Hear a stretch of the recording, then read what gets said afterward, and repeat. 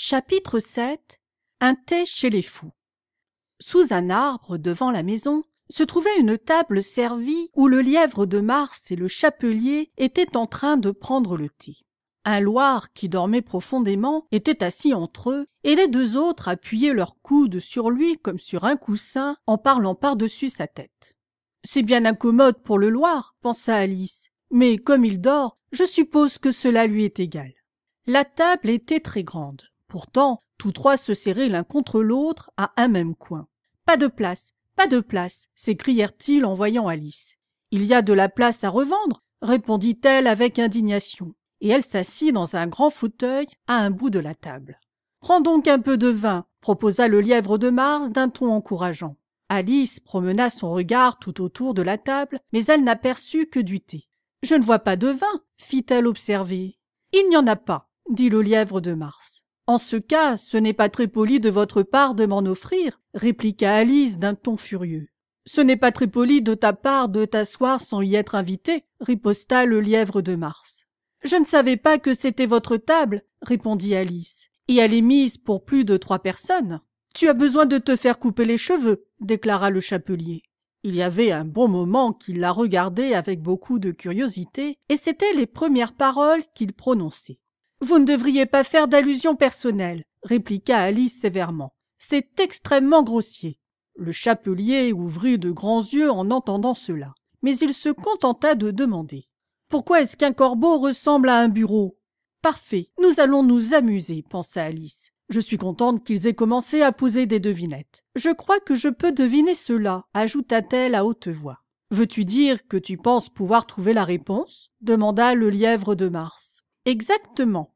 En ce cas, tu devrais dire ce que tu penses. »« Mais c'est ce que je fais, » répondit Alice vivement. « Du moins je pense ce que je dis, et c'est la même chose, n'est-ce pas ?»« Mais pas du tout !» s'exclama le chapelier. « C'est comme si tu disais que je vois ce que je mange. C'est la même chose que je mange ce que je vois. C'est comme si tu disais, reprit le lièvre de Mars, que j'aime ce que j'ai, c'est la même chose que j'ai ce que j'aime. C'est comme si tu disais, ajouta le loir, qui semblait-il parler tout en dormant, que je respire quand je dors, c'est la même chose que je dors quand je respire. C'est bien la même chose pour toi, dit le chapelier au loir. Sur ce, la conversation tomba, et tous les 4 restèrent sans parler pendant 1 minute, tandis qu'Alice passait en revue dans son esprit tout ce qu'elle pouvait se rappeler au sujet des corbeaux et des bureaux, et ce n'était pas grand-chose. Le chapelier fut le premier à rompre le silence. « Quel jour du mois sommes-nous » demanda-t-il en se tournant vers Alice. Il avait tiré sa montre de sa poche et la regardait d'un air inquiet en la secouant et en la portant à son oreille de temps à autre. Alice réfléchit un moment avant de répondre. « Le 4. »« Elle retarde de 2 jours, » murmura le chapelier en soupirant. « Je t'avais bien dit que le beurre ne conviendrait pas pour graisser les rouages, » ajouta-t-il en regardant le lièvre de Mars d'un air furieux. « C'était le meilleur beurre que j'avais pu trouver, » répondit l'autre d'un ton humble. « Sans doute, mais quelques miettes ont dû entrer en même temps, » grommela le chapelier. « Tu n'aurais pas dû y mettre le beurre avec le couteau à pain. » Le lièvre de Mars prit la montre, la regarda tristement, puis la plongea dans sa tasse de thé et la regarda de nouveau. Mais il ne put trouver rien de mieux que de répéter sa remarque initiale. « C'était la meilleure qualité beurre, croyez-moi !» Alice, qui avait regardé par-dessus son épaule avec curiosité, s'exclama. « Quelle drôle de montre! Elle indique le jour du mois et elle n'indique pas l'heure. »« Pourquoi indiquerait-elle l'heure » murmura le chapelier. « Est-ce que ta montre à toi t'indique l'année où l'on est ?»« Bien sûr que non, » répondit Alice sans hésiter. « Mais c'est parce qu'elle reste dans la même année pendant très longtemps. »« Ce qui est exactement le cas de ma montre à moi, » affirma le chapelier. Alice se sentit terriblement déconcertée. La remarque du chapelier semblait n'avoir aucun sens, et pourtant elle était grammaticalement correcte. « Je ne comprends pas très bien, » dit-elle aussi poliment qu'elle le put. « Tiens, le loir s'est rendormi, » fit observer le chapelier, et lui versa un peu de thé chaud sur le museau. Le loir secoua la tête avec impatience, puis marmotta sans ouvrir les yeux. « Bien sûr, c'est exactement ce que j'allais dire. »« As-tu trouvé la réponse à la devinette ?» demanda le chapelier en se tournant vers Alice. « Non, j'y renonce. Quelle est la réponse ?»« Je n'en ai pas la moindre idée, » dit le chapelier. « Moi non plus, » dit le lièvre de Mars. Alice poussa un soupir de lassitude. Je crois que vous pourriez mieux employer votre temps, déclara-t-elle, que de le perdre à poser des devinettes dont vous ignorez la réponse. Si tu connaissais le temps aussi bien que moi, dit le chapelier, tu ne parlerais pas de le perdre comme une chose. Le temps est un être vivant. Je ne comprends pas ce que vous voulez dire, répondit Alice. Naturellement, s'exclama-t-il en rejetant la tête en arrière d'un air de mépris. Je suppose bien que tu n'as jamais parlé au temps. Peut-être que non, répondit-elle prudemment. Tout ce que je sais, c'est qu'il faut que je batte les temps quand je prends ma leçon de musique. Ah, cela explique tout. Le temps ne supporte pas d'être battu. Si tu étais en bon terme avec lui, il ferait presque tout ce que tu voudrais de la pendule. Par exemple, suppose qu'il soit 9 heures du matin, l'heure de commencer tes leçons. Tu n'as qu'à dire un mot au temps et les aiguilles tournent en un clin d'œil. Voilà qu'il est 1h30, l'heure du déjeuner. Si seulement cela pouvait être vrai, murmura le lièvre de Mars. Évidemment, ce serait magnifique, dit Alice d'un ton pensif. Mais voyez-vous, je n'aurai pas assez faim pour manger. Au début, peut-être pas, déclara le chapelier. Mais tu pourrais faire rester la pendule sur 1h30 aussi longtemps que tu voudrais. Est-ce ainsi que vous faites-vous? Le chapelier secoua négativement la tête d'un air lugubre. Hélas non, répondit-il. Nous nous sommes disputés en mars dernier, juste avant que lui ne devienne fou. Il montra le lièvre de Mars de sa cuillère à thé. C'était au grand concert donné par la reine de chœur où je devais chanter. Scintille, scintille, petite chauve-souris, comment s'étonner que tu sois ici? Je suppose que tu connais la chanson. J'ai entendu quelque chose de ce genre, répondit Alice. Vois-tu, elle continue comme ceci, continua le chapelier. Loin au-dessus du monde tu voles, comme un plateau de thé dans le ciel. Scintille, scintille. Ici, le Loir se secoua et se mit à chanter tout en dormant.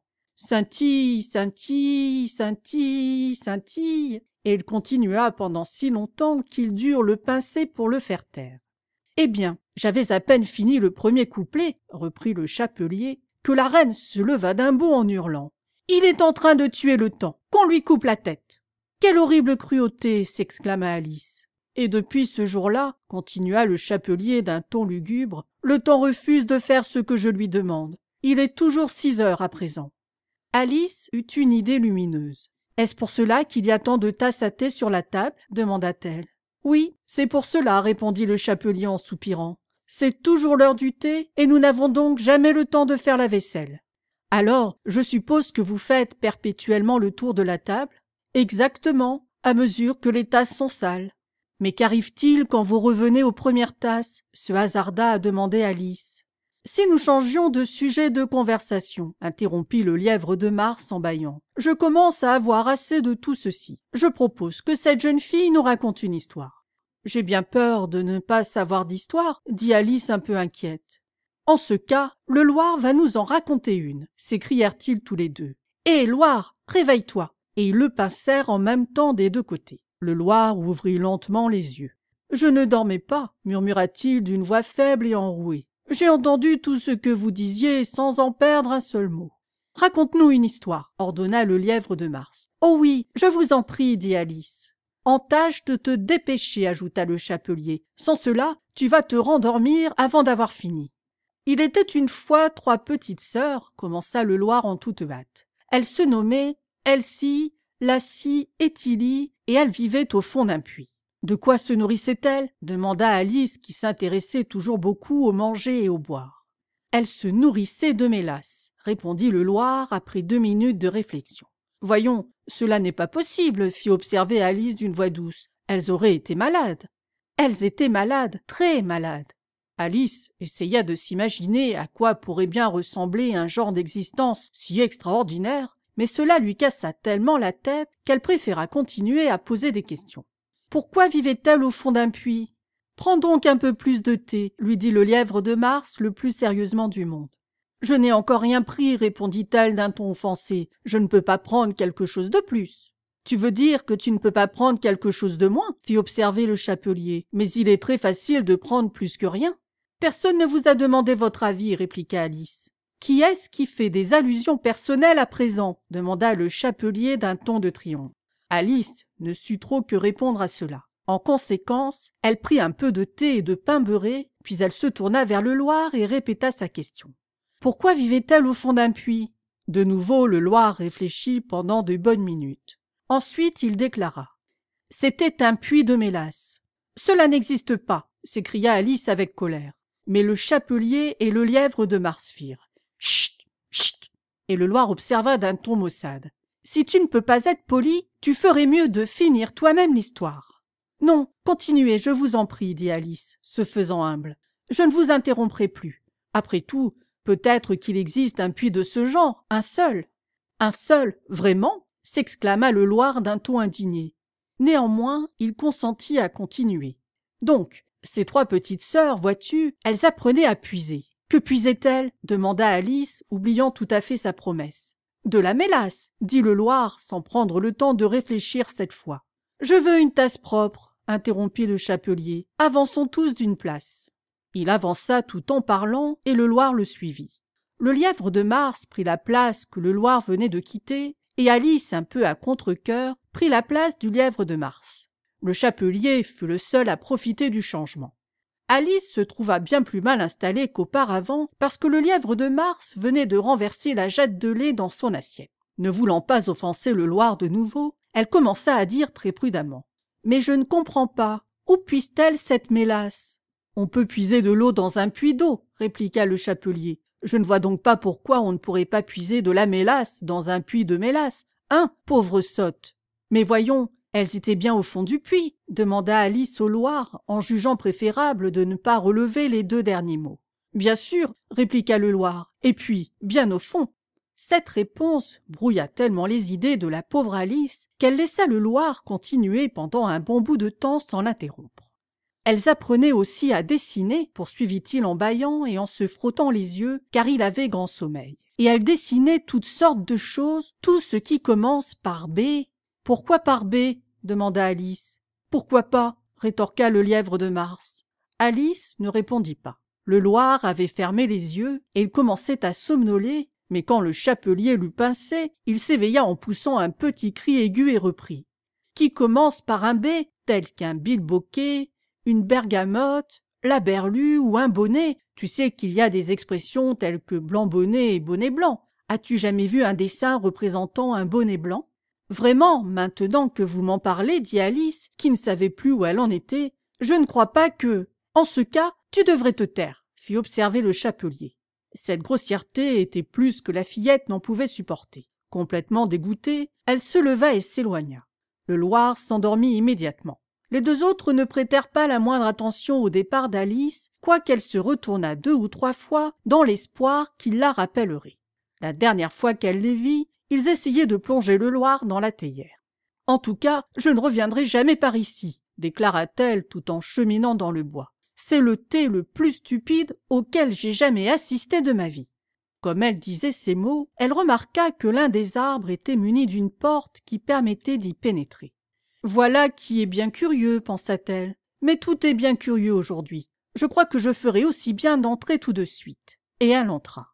Une fois de plus, elle se trouva dans la longue salle tout près de la petite table de verre. « Cette fois-ci, je vais m'y prendre un peu mieux, se dit-elle. Et elle commença par s'emparer de la petite clé d'or et par ouvrir la porte qui donnait sur le jardin.